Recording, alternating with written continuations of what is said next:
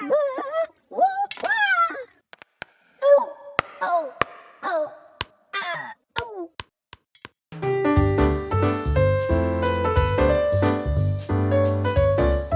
time for another Dice Tower review with Robert Geistlinger.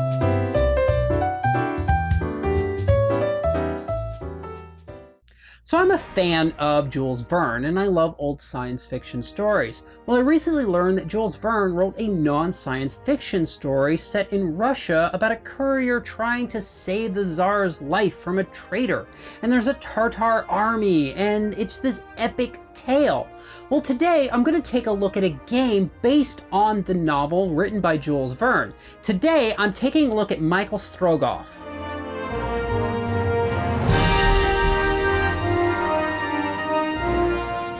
So here we're taking a look at Michael Strogoff. Now this is a 1 to 5 player game where players will be one of these couriers trying to make their way to this end of the board to stop a traitor who is on his way to assassinate the Tsar. The game is played until either a player reaches that and defeats the traitor, or until the traitor reaches all the way there and sends the Tartar army back to Moscow. The game moves rather fast because on a player's turn, they're going to do exactly one action. Now, of the actions they can do, the first thing they can do is to simply rest. Now, rest, you're going to get to do 2 things, but you're going to have a choice of 3 things in any combination. You can rest, and rest just allows you to gain a stamina. You can draw 2 cards from the deck over here, or you can choose, if you have any of these cards in your line that are flipped over, you can flip them back over. And you can do that in a combination. So I could draw 4 cards, so do that twice. I could gain 2 stamina. I could gain 1 stamina and draw 2 cards. I could flip over 2 cards. Just any combination that is up to 2 things. The next action you can do is to advance. And advance simply means that you're going to move 1 forward on this track. You're going to reduce your stamina by 1, and you're going to draw a card that corresponds with the area that you were in. So here we would draw one of these green cards and we would add it to our line of troubles. Now, why is this important? Because these troubles have adverse effects, but they only trigger if at some point we draw cards that cause matching symbols to happen on our line, which I'll cover here in a minute. But first, let's talk about the last action you can do, which is to resolve your troubles. And if you want to resolve your troubles, you're going to be using the cards from your hand. Now, you're going to be able to do this one of 3 ways. The first way is the most recent trouble, which is the one the furthest to the right. You can play a card with a matching symbol. So we could resolve this one here, now making this one our most recent trouble. So we could play a card to resolve that. Another way that you can resolve your troubles is to play a card with 2 matching symbols to resolve any card on here. Now, as I said, the matching symbol has to be your most recent. The third way that you can resolve a trouble is to simply lose a stamina and resolve a trouble as well. Now, again, you can only resolve with the matching symbol, the most recent, but you can resolve any of the others you want, including the most recent with the other 2 options. Once you've decided which ones you've resolved, let's say we could only resolve, let's say we resolved both, then from the resolved card, we get to select to keep 1, which we can then place here under our board, which is going to add an additional ability to us when the white die is rolled. The other one, any others would be removed. So let's reset that real quick so that I can talk more about what happens when you're advancing. So as you're advancing, you're going to be drawing cards from here, and you're going to be seeing if they match. Now, if they don't match, you're fine. But if at some point, let's say we draw this one, well, now we have 2 of this hand symbol. So we have now busted on this line, which means we're going to have to resolve all of our troubles. Now, an important thing to note is this only happens when you're taking the advance action. If something else happens to cause another card come near line and it causes matches symbols, it still doesn't cause the penalties of your troubles unless you're taking an advanced action. Well, at this here we are, and we bust. So this says we we lose a health. This one says we have to discard a card from our hand. This one flips over, and this one flips over. Now this is important because, as I said earlier, during a rest action, we can flip these back over, 1 card per point. It's also important because once these are flipped over, we are no longer allowed to advance at all. In fact, there are a few things that can cause you to not be able to advance. Having any cards flipped over, regardless of what else is there. Having 2 things in your line that match. Now, theoretically, you could advance, but you would immediately bust again, so that's no good.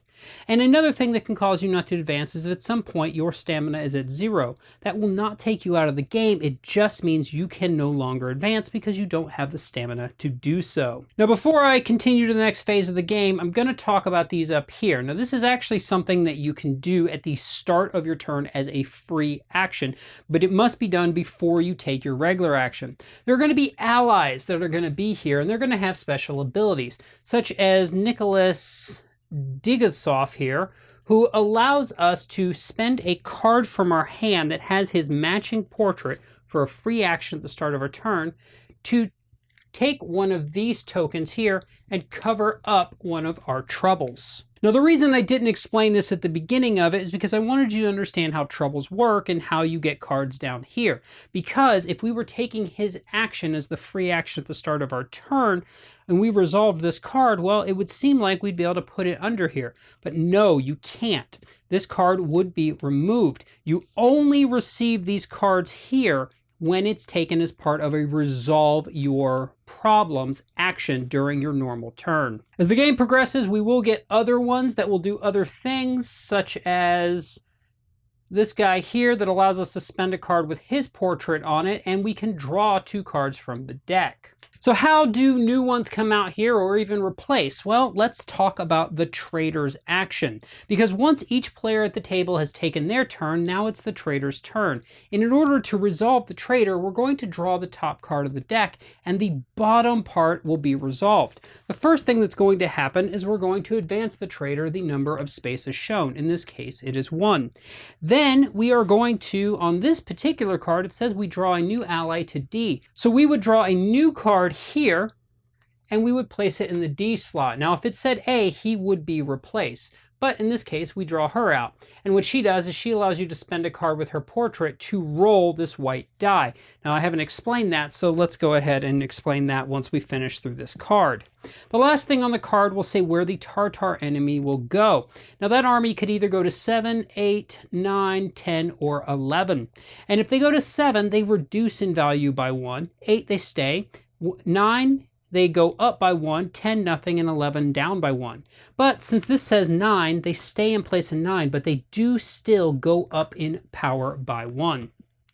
Now, if we're looking at the other cards in here, this one here, the middle action, actually allows us all to draw a card.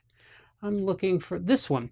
This one has the white die on it. That's the same symbol we see here on her. Now, when it's drawn as part of this card during the trader's phase, the white die will be rolled, and that number, we will check our player boards to see if we get anything out of it. Now, in the case of this player right now, he has a roll of a 2, he gains a card, so he gets nothing.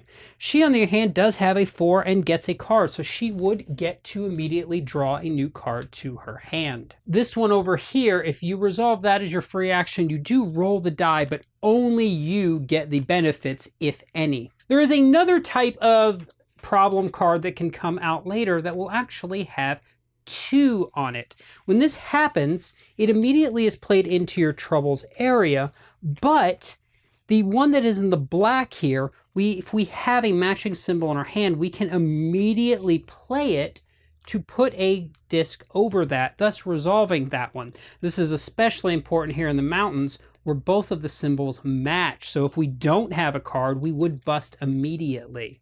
The other type of card here is the Tartar card. Now, this is important because once players start getting into this area here, there's a risk of being captured.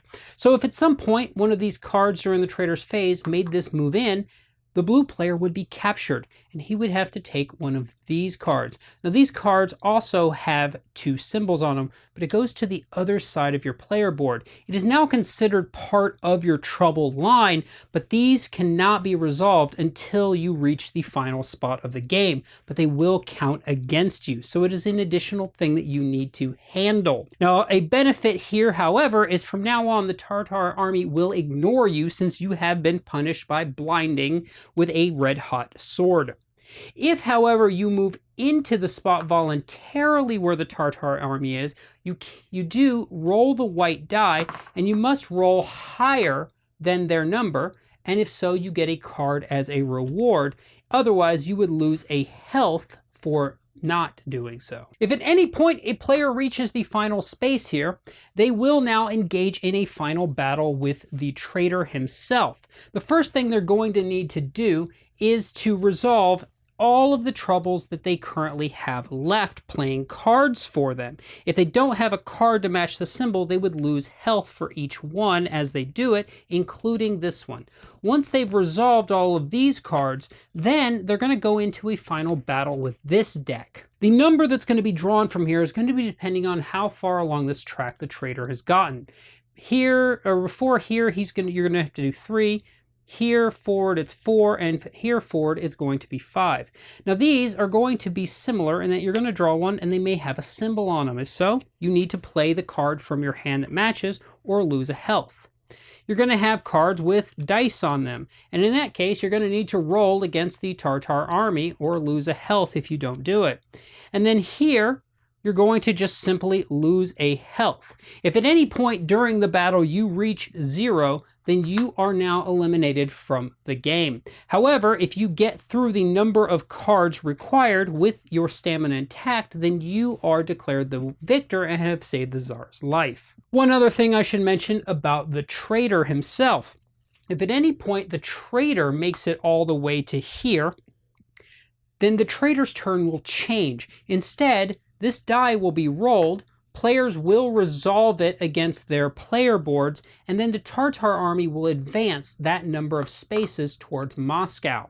If at any point the Tartar army reaches Moscow, then all players have lost the game. To give you a quick recap here, if at any point a player reaches in here and they defeat the traitor with all their health, then they have won the game. If on the other hand, all players get here and are defeated, then all players have lost. If the traitor makes it here and the Tartars then advance to Moscow, all the players have lost as well. So that's a look at Michael Strogoff. Now, as I said at the beginning, this is based on a Jules Verne novel, one of which I personally had not read myself and still haven't, but given the game now, I'm kind of interested to read it or at least check out one of the movie adaptations. With that said, what this game really is a racing game. It's not cooperative, but it's not really confrontational either. It is a semi-competitive game, and that you're all going to be going towards the same end goal, and there's not going to be any real player interaction. However, I have found one thing I like about the game is that even if you don't win the game, you still find yourself cheering on someone else who is making a run at the Tsar. The traitor rather, because everyone is completely invested in this. So it really is not fun when everyone loses, and even if you don't win, you want someone to win. The game's artwork is really wonderful in this, and everything supports the narrative of the story. One thing I enjoy is that if you look on the back of the rulebook, there is a story reason for each of the stops along the journey, and that can really help to get you into this game if you're not familiar with the story of Michael Strogoff. The replayability on the game I do have some concerns with because the game really is a puzzle. Now it's an ever-changing puzzle because you're going to be drawing different troubles each time, but I do get worried that that could get stale after a while because you know exactly what you're doing each time in terms of the journey to the end. As far as the end of the game, that one can be a good thing and a bad thing for some people. The end of the game can feel random, and unless you over-prepare for it, there's a chance that you could lose that battle with the traitor and just due to bad dice rolls or bad luck of the draw, and that's not fun in a lot of games. Now, on the opposite end of that, getting through it can almost feel like a game where you're rolling that die right at the end of a game and taking the victory at the last second. So it can also have the exact opposite effect.